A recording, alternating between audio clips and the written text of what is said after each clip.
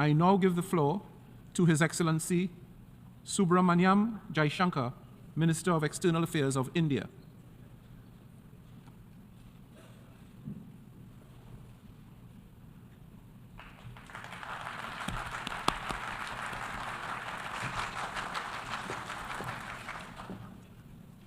Mr. President, Excellencies, distinguished members of the General Assembly, Namaste from Bharat.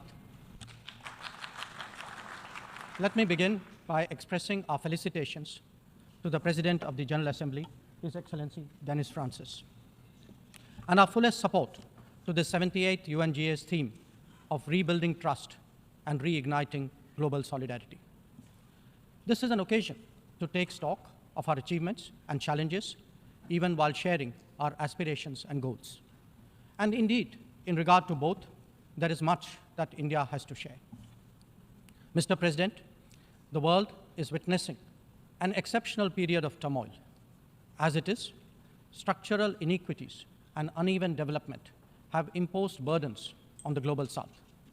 But stresses have been aggravated by the impact of the COVID-19 pandemic and the repercussions of ongoing conflicts, tensions, and disputes. As a result, socio-economic gains of recent years have been rolled back, resources for sustainable development are severely challenged, and many countries really struggle to make ends meet. Navigating the future appears even more daunting today. At this juncture, it was with a sense of exceptional responsibility that India took up the presidency of the G20. Our vision of one Earth, one family, one future sought to focus on the key concerns of the many, not just the narrow interests of a few. In the words of Prime Minister Narendra Modi, it was to bridge divides, dismantle barriers, and sow seeds of collaboration that nourish a world where unity prevails over discord and where shared destiny eclipses isolation. The New Delhi G20 Leaders' Declaration articulates our collective ability to do so. Excellencies, friends, at a time when East-West polarization is so sharp and the North-South divide so deep, the New Delhi Summit also affirms that diplomacy and dialogue are the only effective solutions. The international order is diverse, and we must cater for divergences, if not differences. The days when a few nations set the agenda and expected others to fall in line are over. As the United Nations itself symbolizes, finding common ground is an imperative. To listen to others and to respect their viewpoints, this is not weakness, it is the basics of cooperation. Only then can collective efforts on global issues be successful. Recognizing that growth and development must focus on the most vulnerable, we began the G20 presidency by convening the Voice of the Global South Summit. This enabled us to hear directly from 125 nations and place their concerns on the G20 agenda.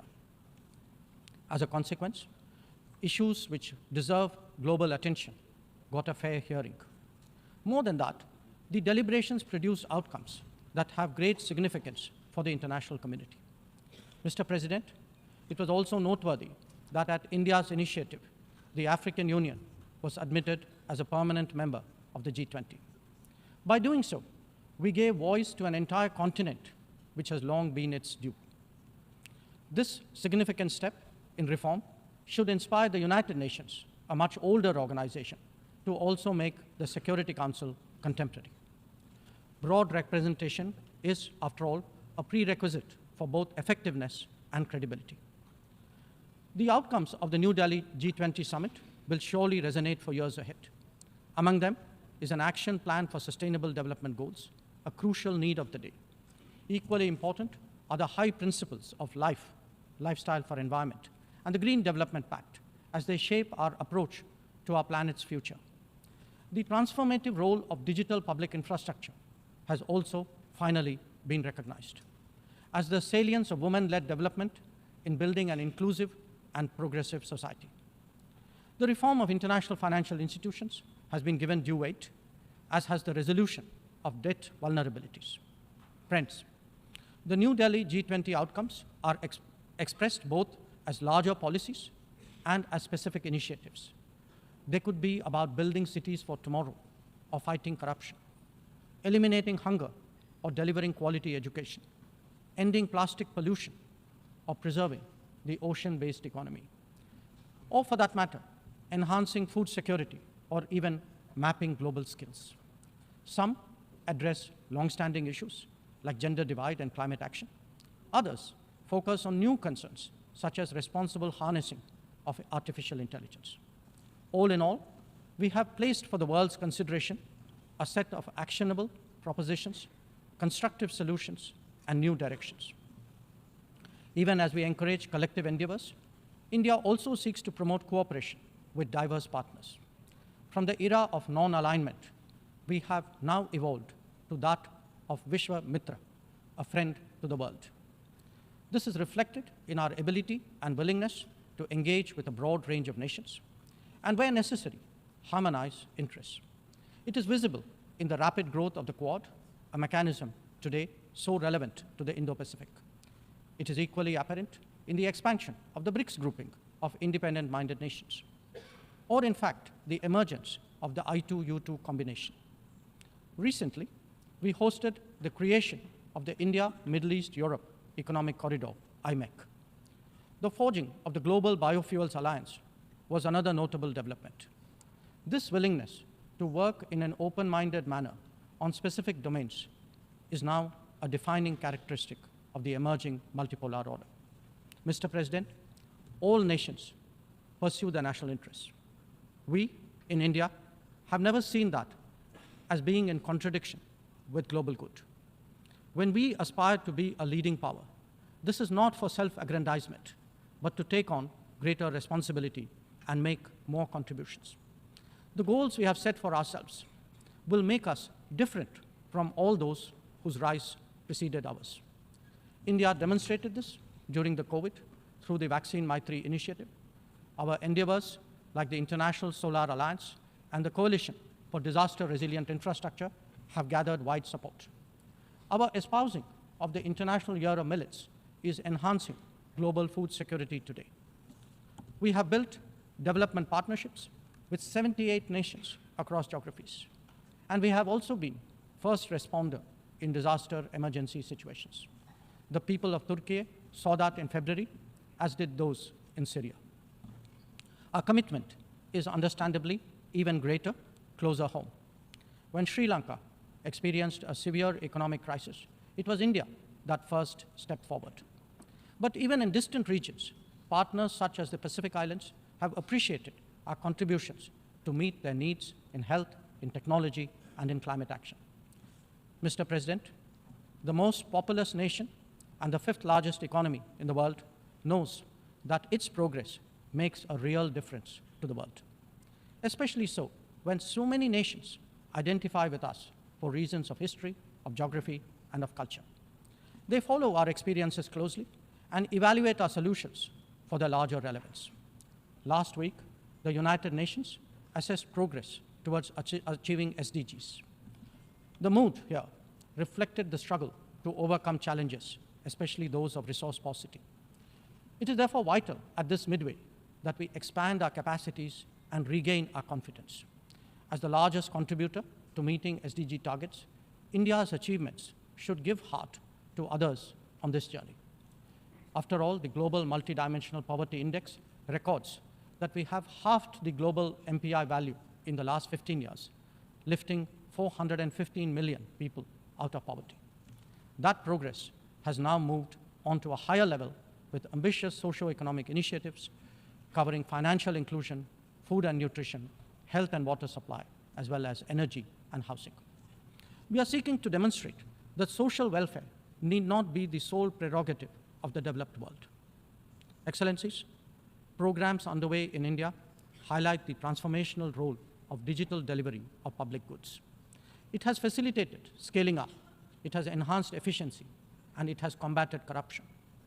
The national objective of leaving no one behind is forging ahead in so many dimensions. Moreover, the democratization of technology has opened mindsets, instilled confidence, and inspired innovations.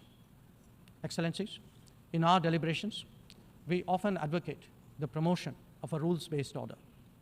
From time to time, respect for the UN Charter is also invoked.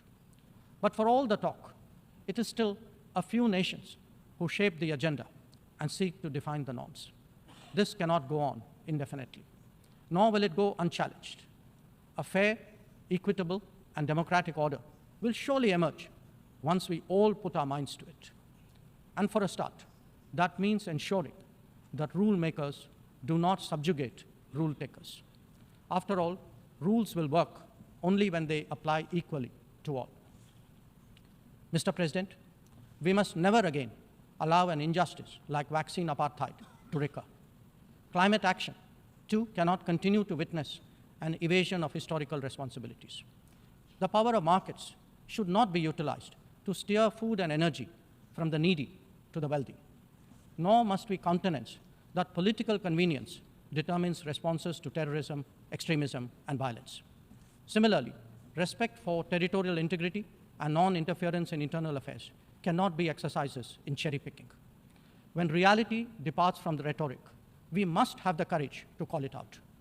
Without genuine solidarity, there can never be real trust. This is very much the sentiment of the Global South. Next year, the United Nations will be hosting the Summit of the Future. This should serve as a serious opportunity to drive change, champion fairness, and reform multilateralism, including the expansion of the Security Council memberships. We must address global challenges imbued with the conviction that we are one Earth and one family with one future. Excellencies, friends, India has entered the Amrit Kal, a quarter century where greater progress and transformation awaits us. We are confident that our talent and creativity, now so visibly unleashed, will power us forward. The world saw a glimpse of what is to come when our Chandrayaan-3 landed on the moon. Today, our message to the world is in digitally enabled governance and delivery, in the widening ambit of amenities and services, in rapidly growing infrastructure, and in our energetic startup culture. It is visible, too, in vibrant cultural expressions, such as in the arts, yoga, wellness, and lifestyle. Our latest assertion is in a path-breaking legislation to reserve 1/3 of the seats for women in our legislatures. Mr. President, I speak for a society where ancient traditions of democracy have struck deep modern roots. As a result, our thinking, approaches, and actions are now more grounded and authentic. As a civilizational polity that embraces modernity, we bring both tradition and technology equally confidently to the table. It is this fusion that today defines India, that is Bharat. I thank you, Mr. President.